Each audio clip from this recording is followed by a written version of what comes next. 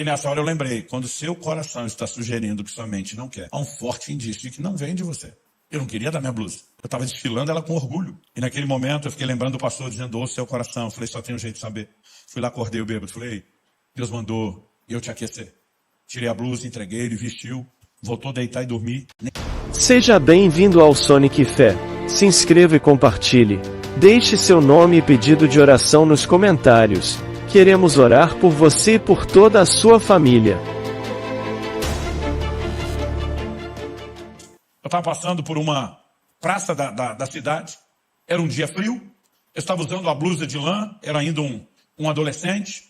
E durante muitos anos, quando eu e meus irmãos, à medida que nós fomos crescendo, sendo criados, nós enfrentamos muita dificuldade financeira. E durante muito tempo todo mundo usava roupa ganha, que normalmente não vem em bom estado. Agora eu com o salarinho de office boy, ralei, juntei dinheiro uns meses para dar entrada e parcelei o resto de uma blusa de lã. Dessa você compra numa promoção de loja de departamento. Ainda lembro o dia que eu estava dentro da loja e anunciaram no microfone, promoção no setor de inverno. E aí eu fui lá, aquelas climas, comprei aquela blusa de lã, o inverno estava acabando. Tinha dia que nem frio direito estava, a gente saía suando, mas eu orgulhoso que agora eu tinha minha blusa nova de lã. Esse dia eu estou com ela. Eu estou passando por uma praça e vejo um mendigo debaixo do banco. E quando eu estou passando perto dele, começa a me chamar a atenção, eu olho para ele. Algo dentro de mim, não era uma visão espetacular, não era uma voz audível, mas algo dentro de mim começa a borbulhar. E aquela coisa interior, que eu não consigo chamar de pensamento nem de sentimento, aquele testemunho interior parece me sugerir fortemente, aqueça esse homem. Eu lembro que eu parei, fiquei olhando para o mendigo, falei, Deus, se for você, usando aquele sistema simples que o pastor me ensinou. Eu falei, me ajuda a entender o que está rolando. Falei, considerando que o senhor não deve ter planejado que eu passe a noite abraçado com esse homem, o senhor deve estar pedindo a minha blusa de lã. Eu passei 3 anos sem uma dessas. E agora que eu tenho uma, e eu estou olhando esse cara bêbado, dormindo no chão, que não toma banho, vou dizer uma coisa para o senhor. Com ele essa blusa dura 3 dias. Comigo dura 3 anos. Se eu der a minha para ele daqui 3 dias, o senhor tem 2 passando frio. Se eu ficar, é um só. Você percebe essa hora que sua mente está dizendo, eu não quero fazer isso. E nessa hora eu lembrei, quando seu coração está sugerindo que sua mente não quer, há um forte indício de que não vem de você. Eu não queria dar minha blusa. Eu estava desfilando ela com orgulho.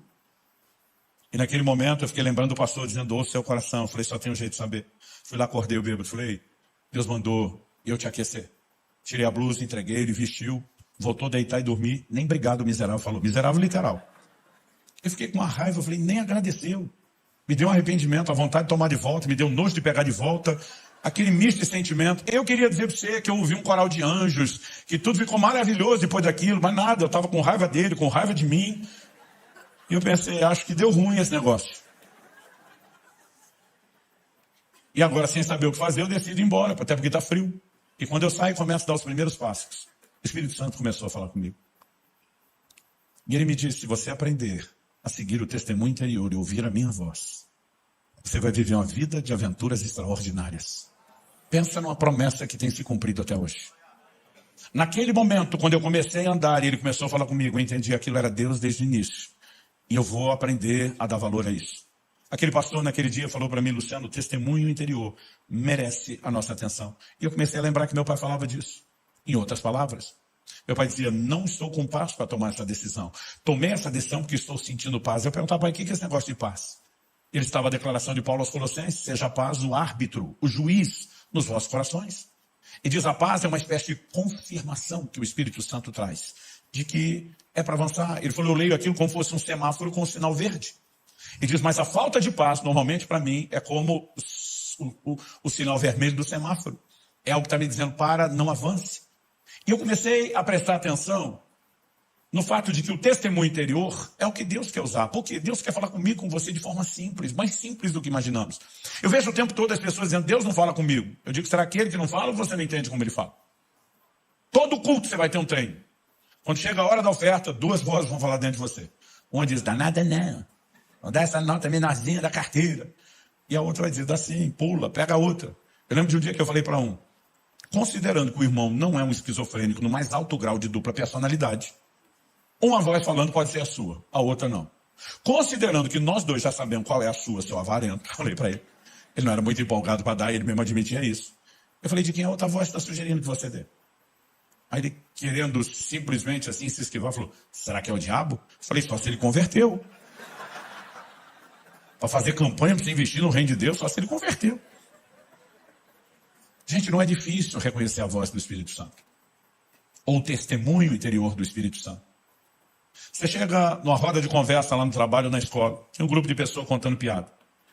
E você chega e começa a rir do que está ouvindo, lembra de algumas coisas, começa a contar, mas daqui a pouco a conversa migra de piada, a piada surge. A diferença entre um e outro não é a falta de graça. É só, às vezes, a falta de pudor, de moral, de respeito, de pureza.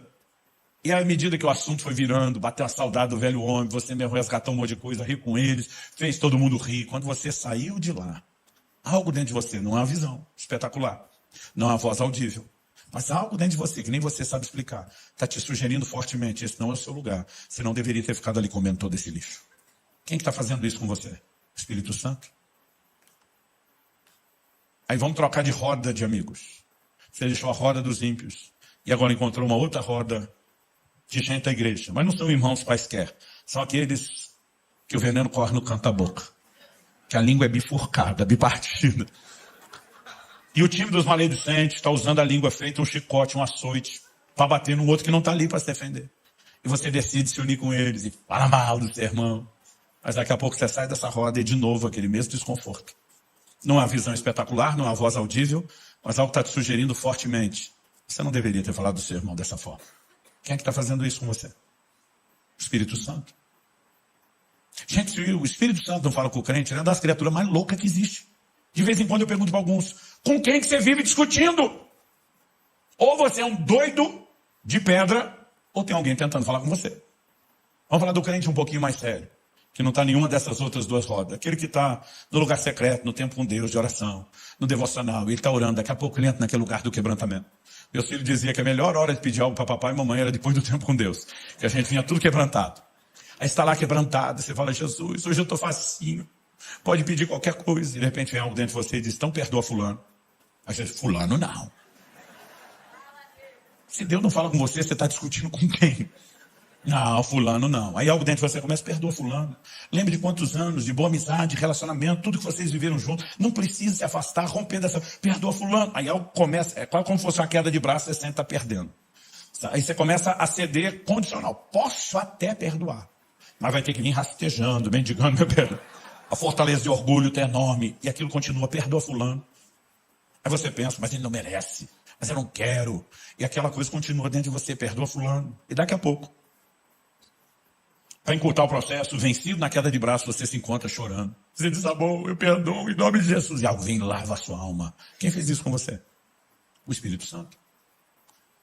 Agora, se ele age de forma tão simples, por que é que nós complicamos isso?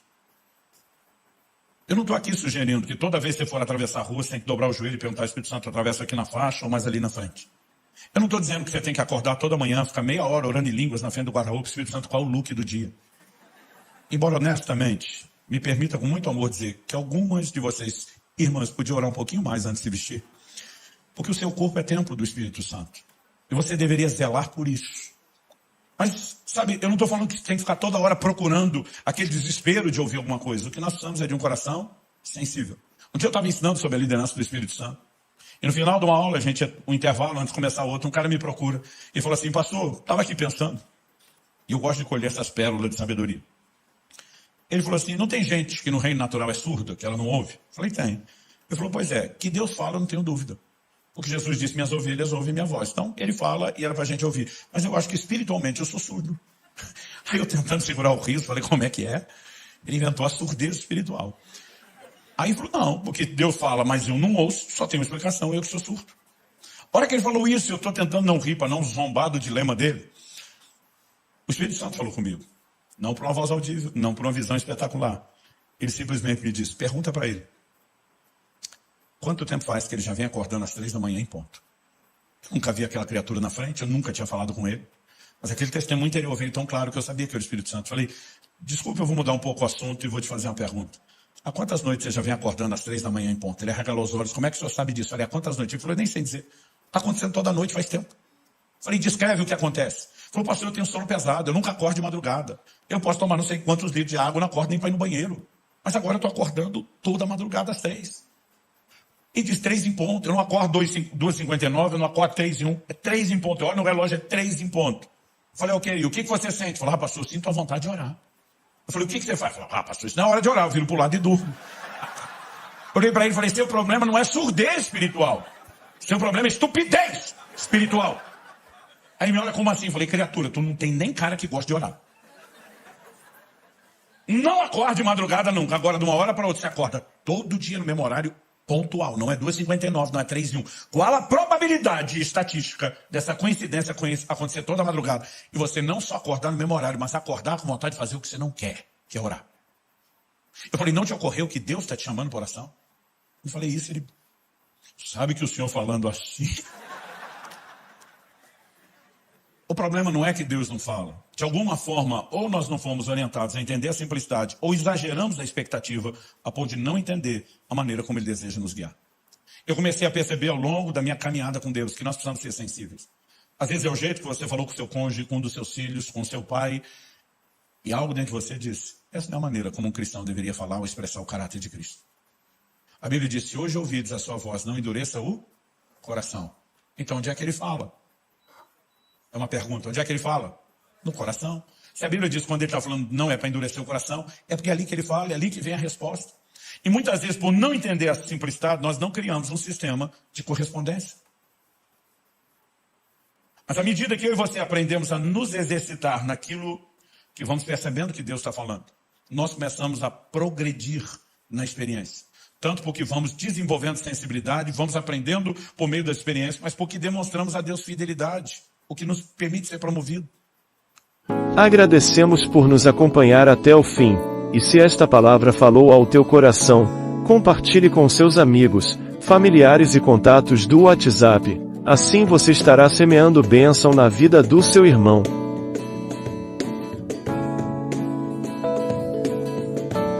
Até o próximo vídeo. Deus abençoe sua vida.